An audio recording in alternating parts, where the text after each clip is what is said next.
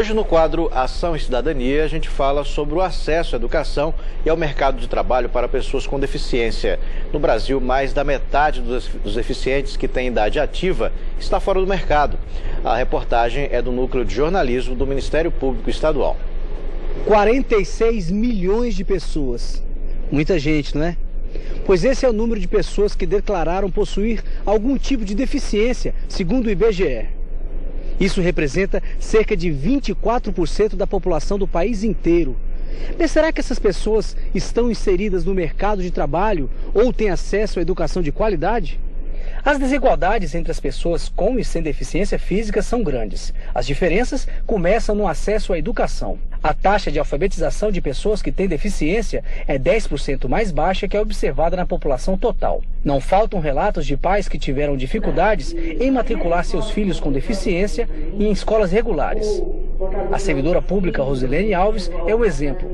Ela enfrentou sérios problemas para conseguir uma vaga para sua filha, Maria Carolina, de apenas 7 anos. Tivemos 2 escolas que recusaram, não de forma sucinta, não vamos matricular porque a sua criança tem síndrome, mas aquela recusa velada, como quem diz, não estamos preparados, falta professores. Eu estava indo para a escola procurar professora para minha filha e não acompanhamento multidisciplinar, porque esse ela já tinha. As barreiras na hora de matricular uma pessoa com deficiência numa escola regular têm reflexos nos números de escolaridade.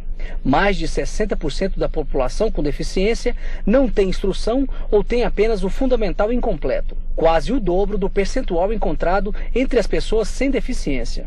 Com essa falha da educação, o resultado é imediato no mercado de trabalho, seja pelo preconceito ou pela falta de qualificação profissional.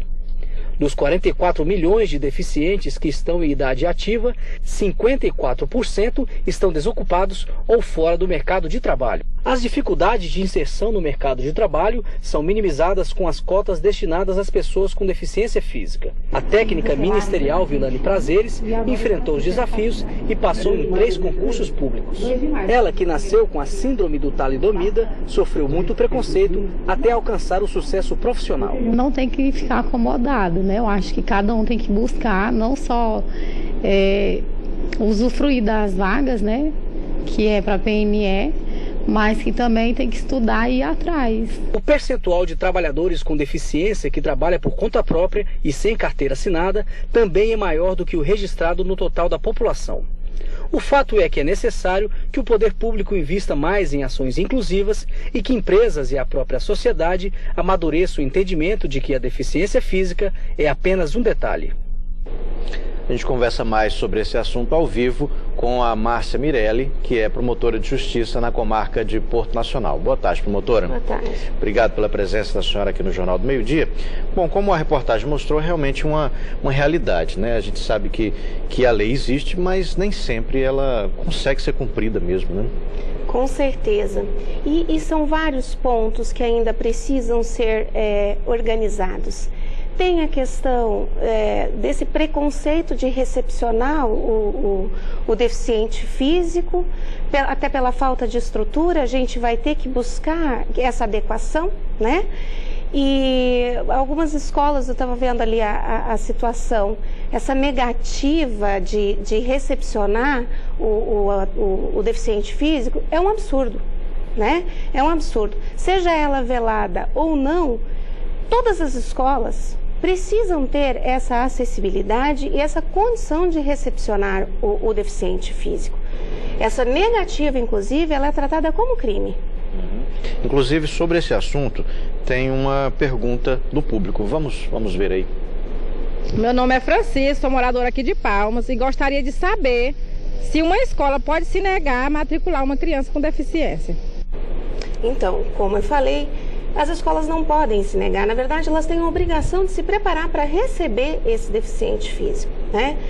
E a gente aproveita o ensejo daqueles pais que têm crianças com deficiência, que não se acanhem, né? Que procurem os órgãos, o Ministério Público, as secretarias de saúde pública, de saúde municipal e estadual, porque há insumos como fraldas e as cadeiras que podem ser doadas, que devem ser doadas pelo poder público a famílias que não tenham condição, para que facilite essa vida do adolescente, né, da criança, ao acesso escolar. E outra coisa, às vezes o preconceito é dentro de casa mesmo, né? O pai e a mãe com receio, né? Com cuidado com aquela criança, adolescente. A gente não pode chamar de preconceito, né? Isso, às vezes é um excesso de zelo, excesso de zelo, né? E o medo de lidar com o novo e o preconceito que vai receber de fora. Ninguém quer que o filho sofra esse preconceito.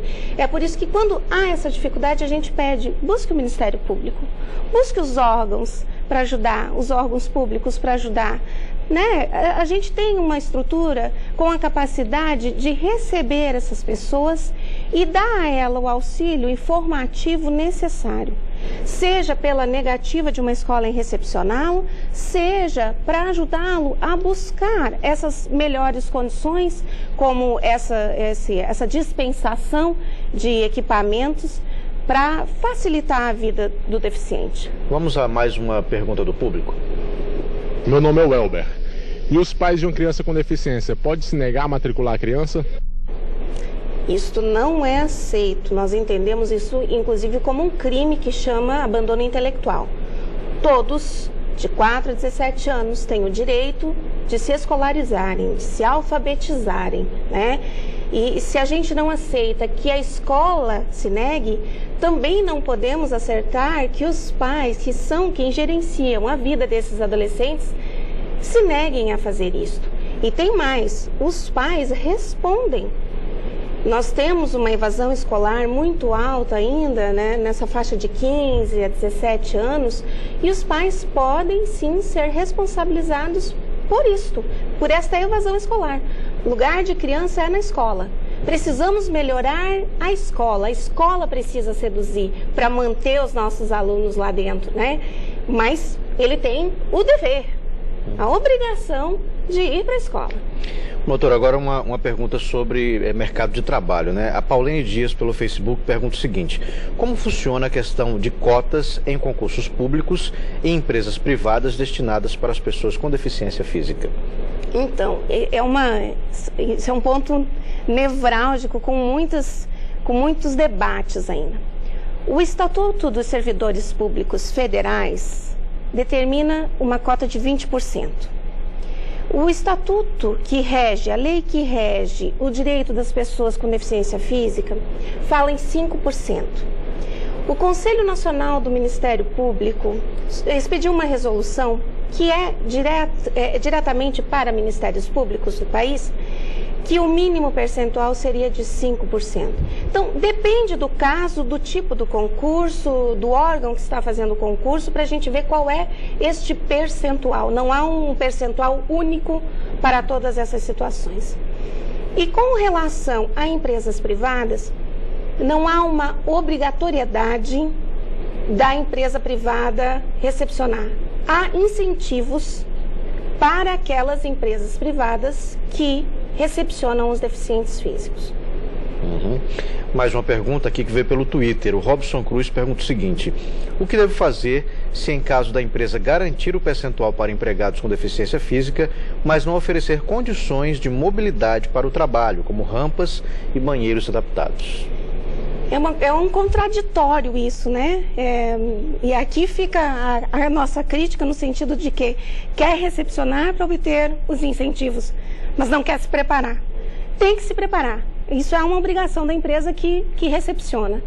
E quem está numa condição dessa, o órgão federal que tem essa obrigação de fiscalizar as empresas é o Ministério do Trabalho. A busca deve ser do Ministério do Trabalho, que é quem vai fiscalizar a adequação dessas empresas para recepcionar o deficiente físico. Doutora Márcia, a gente agradece a participação da senhora aqui no quadro Ação e Cidadania. Eu é que agradeço. Obrigada.